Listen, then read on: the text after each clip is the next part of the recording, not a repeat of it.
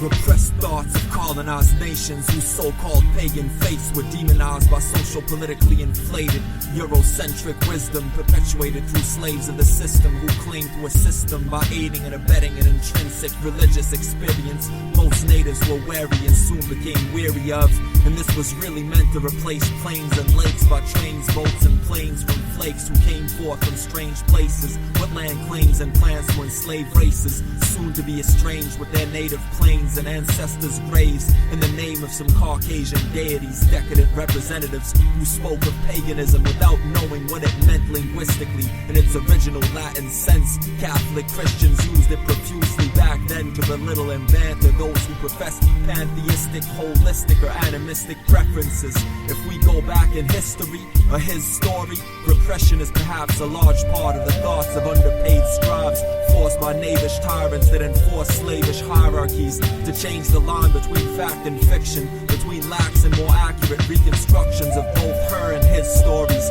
we so desperately lack in our hopelessly conceited and misplaced glory.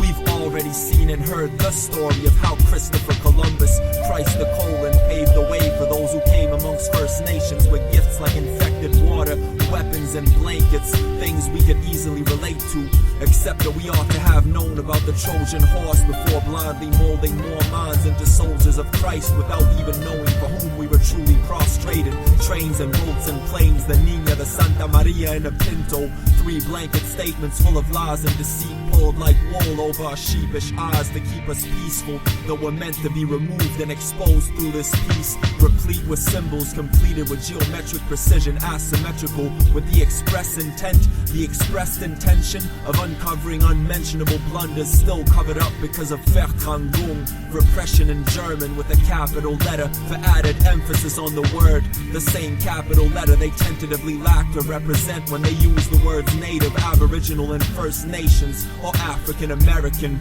No worries though, it's simply a subliminal, unintentional byproduct of ethnocentric guilt and hatred transformed into a subversively coercive statement, like taking the blue pill in the Matrix, yet blue blood still bleed the same red as the blood painted dripping from the tainted crosses on those blankets. Perhaps this was meant to be a statement of the horrors Yeshua suffered on the cross for the greatest of civilizations, or perhaps it was rather meant sarcastically to superpose this blasphemy with the pain of colonized natives, left with the impression that their sufferings, while unintentional and regrettable, were nonetheless in vain compared to Jesus's, who saved the entire free world with his blood and belief system. So Bob Boyer painted sickly, washed up colors on blankets that became a canvas for his pain.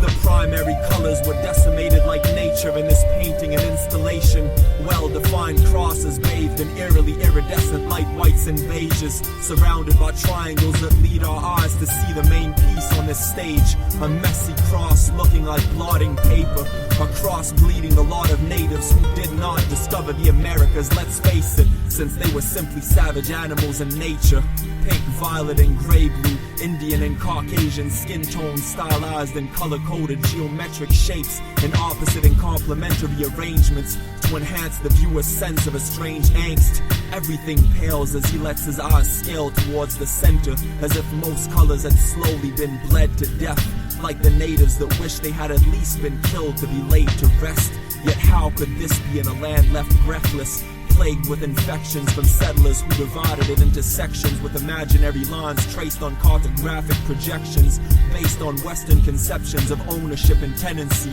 mulch and minerals commodified as private properties and residences. And this is what Boyer is representing with his use of European travel fetishes, wrapped up in maps tied up with chains and wires, even with pink ribbons to make them seem nicer. A random styrofoam tray is a bleak reminder of stray litter left behind by colonizing Caucasians, made bitter from the inexplicable resistance of First Nations and their reticence to recognize the validity of treaties' words based on the supreme authority of royal patrons with absurd claims, a crayon to first trace the outlines of the basis for the worst-case scenario in relatively recent history. Believe me, this is certainly not ancient. The charting and delineation of uncharted virgin spaces, eventually leading to their grievous desecration, along with the deportation and assimilation of, perhaps in better cases, of the murder and martyrdom of the larger part of the races that originally populated them. The lucky wealthiest of which were left to express this inoculated hatred and angst